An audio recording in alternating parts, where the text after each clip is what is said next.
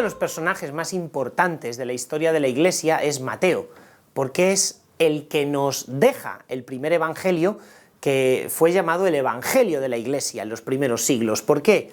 Porque en ese evangelio Jesús pronuncia grandes discursos. Por eso es muy apto, un evangelio muy útil a la hora de introducir a los catecúmenos, que así se llamaba, aquellas personas que estaban iniciándose en la fe cristiana. Por eso se llama el Evangelio de la Iglesia.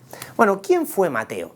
Mateo fue apóstol. Se nos cuenta cómo su lugar de recaudar impuestos era Cafarnaún. Cafarnaún estaba justo en la línea divisoria entre dos reinos, dos tetrarquías, por un lado Galilea y por otro lado la zona de Cesarea de Filipo, y entonces había pues como una frontera, una aduana, y San Mateo, o Leví, era publicano. En aquella época era normal tener dos nombres, Leví, Mateo.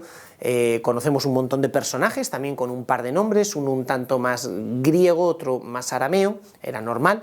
Bueno, pues él estaba sentado en la mesa de los impuestos. Los publicanos no eran nada queridos en aquella época. Imaginaos, por ejemplo, que un país extraño invade tu propia nación y hay gente que es colaboracionista de una potencia invasora, estaría muy mal vista. Los publicanos eran colaboracionistas con los romanos, de tal forma que existía un dicho en la época de Jesús que comer el pan con un publicano era como comer carne de cerdo, algo abominable, detestable para la cultura, la mentalidad judía.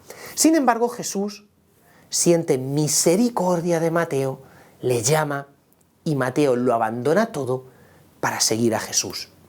El Evangelio de San Mateo es muy curioso porque es el Evangelio que más citas tiene del Antiguo Testamento. A cada paso se cita el Antiguo Testamento, lo que se llama citas de cumplimiento. O sea, que Jesús se va a Egipto, esto sucedió para que se cumpliera lo escrito en el profeta Oseas: de Egipto llamé a mi hijo.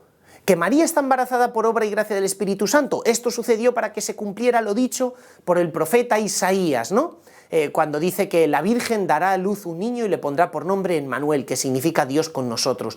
Bueno, pues todo esto se repite a cada párrafo del Evangelio, lo cual nos hace intuir lo que por otro lado la literatura cristiana primitiva siempre ha afirmado, y es que Mateo realiza su obra de evangelización fundamentalmente en la zona de Palestina de Siria, o sea, en un contexto judío. Igual que otros apóstoles, como por ejemplo San Pablo, lleva el evangelio a los confines del mundo romano, a los confines del mundo griego mediterráneo, a la gente que proviene étnicamente de origen gentil, no judío, pues Mateo se dedica a predicar el evangelio entre los judíos. De ahí que el gran esfuerzo del evangelio de San Mateo, un poquito como la línea temática que más se repite, es demostrar a cada paso, utilizando el Antiguo Testamento, que Jesús es el Mesías. Esta es la palabra clave. ¿Qué es el Mesías? Aquel que había sido esperado y anunciado por los profetas. La palabra Mesías en griego se dice Cristo, de tal forma que decir Mesías o decir Cristo es lo mismo. Por otro lado, el Evangelio de San Mateo se divide en 5 discursos. Jesús da 5 grandes discursos.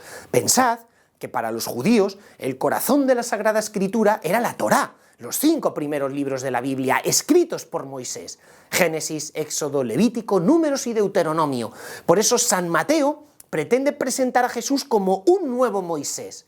Y si Moisés escribió los 5 libros de la Torá, cosa que pensaban los judíos, Cristo te entrega estos 5 nuevos libros, 5 nuevos discursos que inauguran un nuevo testamento, de tal forma que Jesús, como nuevo Moisés, funda la Iglesia. Recordad ese texto de Mateo 16, tú eres Pedro y sobre esta piedra edificaré mi iglesia, ¿no?